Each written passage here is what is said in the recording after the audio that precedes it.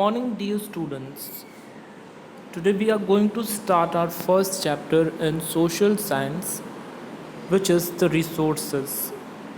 So, let us start the introduction of the chapter, which is based on a story. Mona and Raju were helping Amma to clean their house. Once Mona and Raju were helping their mother to clean the house. Look at all these things: clothes, utensils, food grains, combs, books. Each of these has a use, said Mona. That is why they are important, said Amma. Now, when they were cleaning their house, so they were finding some of the things which are the clothes, food grains, utensils, combs, books. And Mona said each of these has a use, and mother said that is why it is kept at home. These are resources. What is a resource? Was Raju's question to Amma. Now, when Amma replied, these are resources, so Raju immediately asked that what is a resource? Let us try to understand the definition of a resource. It says anything that can be used to satisfy a need is the resource. In our routine lifestyle, we are using many things, and those things together constitute as a resource. Since morning to night, we are using many things, and that all things can be constituted as a resource. Here are some of the examples of a resource, which is water, electricity, rickshaw, vegetable, textbook. These are some of the examples of the resource. Now, let us continue the chapter with a new topic, which is the utility. Water, electricity, rickshaw, vegetable, and textbook have something in common. These all things have something in common, and that's why they are considered as a resource. They have all been used by you, so they have utility. We are using all these things, and we have utility for these things, and that's why it is considered to be a utility. Utility or usability is what makes an object or substance a resource. First, to consider any kind of the thing a resource, there must be a utility, and that utility has something usability. We can tell that, in other words, that that thing should be an utility, and it should be have an usability, and for that reason it should be considered as a utility kind of the product. Now, value, until now we have been understanding that value means money. If I have to buy a pen, the value of the pen should be 10 rupees. If I have to buy a car, value of a car is 3 lakh rupees. It means whatever the resources we are using, there must be a value for the product which we are paying. How does something become a resource? Raju now wanted to know. Amma told that children that things becomes resources only when they have some value. Now Raju's question was right. He asked to the mother that what is a resource, and for that reason her mother replied that anything that should have a value, it should be considered as a resource. Let's take its use or usability gives it a value.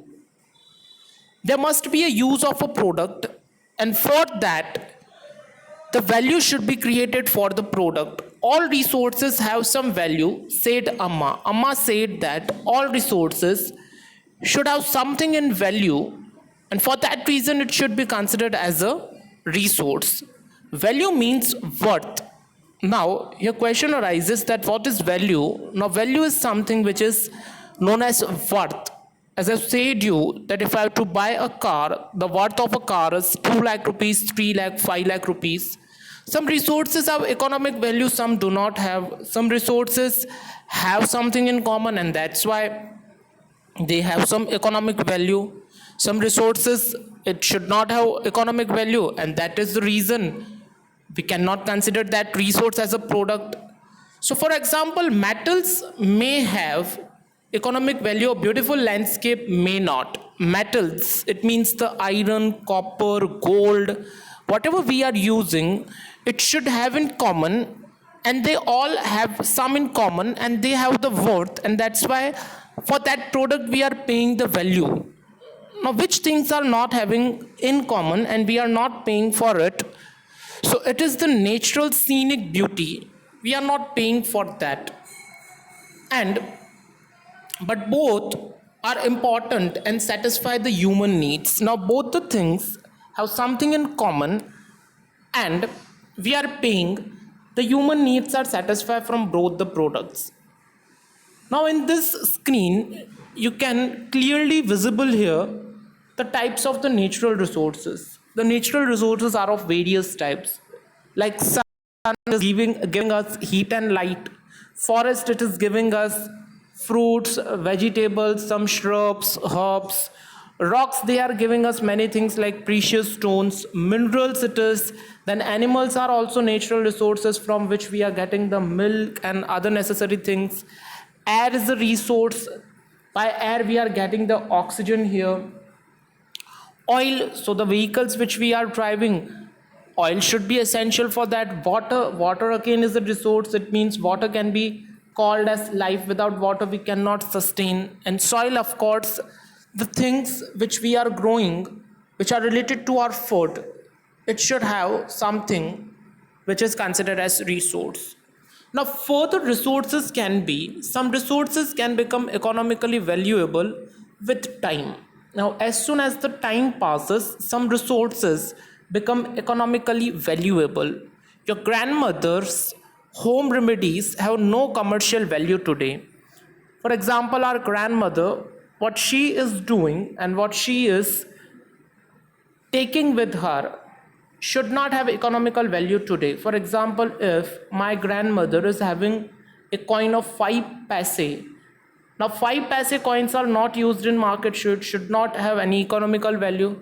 But if they are patented and sold by a medical firm tomorrow, they could be become economically valuable.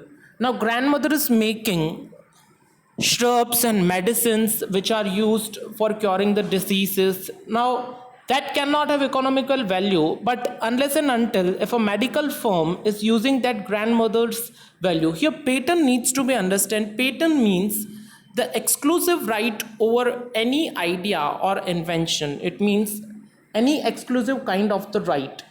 That exclusive right is only and only have by grandmother only. It means grandmother, what she is making as a medicine or shrubs or herbs, she is having. And for that reason, you can underline in the textbook to students, here patented is a new word, and they should have an economical value. Time and technology are two important factors for change of substance into a resource.